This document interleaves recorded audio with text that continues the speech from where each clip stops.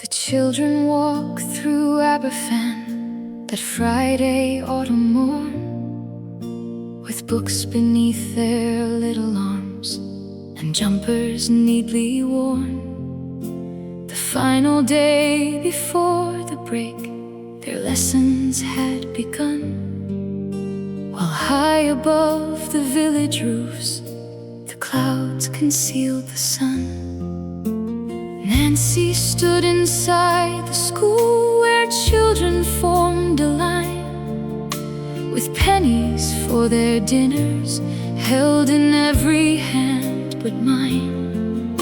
She knew their names and voices, their laughter filled the hall. An ordinary morning before the mountains fall. And somewhere on the hillside there came a distant sound, like thunder rolling closer, like engines underground. The windows shook around them, black darkness filled the air, and Nancy saw the danger come rushing down the stair.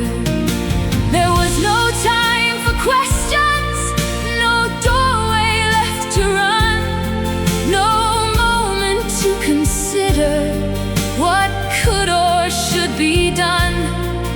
Get down, she told the children, then drew them close and tight, and laid herself above them as day was swallowed by night.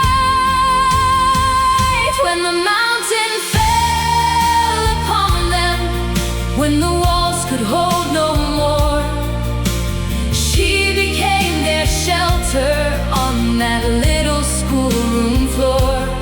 She could not stop the darkness, she could not turn the tide, but 5 small lives were breathing because she chose their side. When there was nowhere left to hide and no one else could reach them, Nancy gathered 5 beneath her, and she became their shelter. The village heard the silence that followed after the roar. Then mothers ran from houses and fathers left the mine. They dug with spades and bare hands through timber, mud and stone, calling for their children, terrified and alone. Beneath the broken building, 5 frightened children lay, protected by the woman who had given hers away.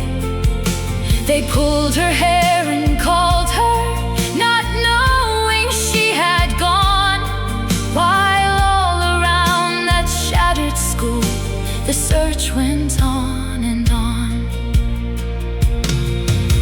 They found the 5 still living beneath her final embrace, the dust upon their clothing, the fear upon each face, and in the hand that held them before the darkness came, a pound of dinner money still rested in her palm.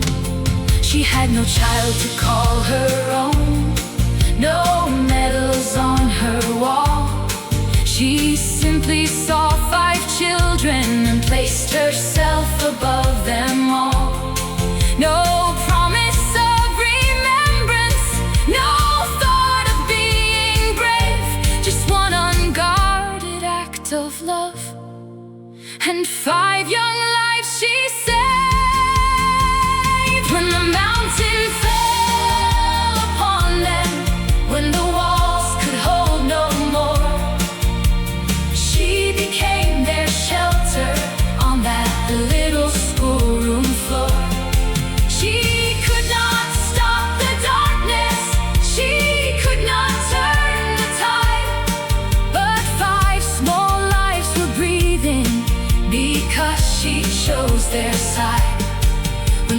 nowhere left to hide, and no one else could reach them. Nancy gathered 5 beneath her, and she became their shelter. 116 children would never walk back home, and 28 beside them were taken by the stone. A valley dressed in mourning, a generation torn, and empty beds stood waiting on that cold October morn. But among the names remembered, let hers be spoken still, not only for the way she died, but for her loving will. For courage is not always loud, with time to count the cost. Sometimes it is a pair of arms held firm when all seems lost.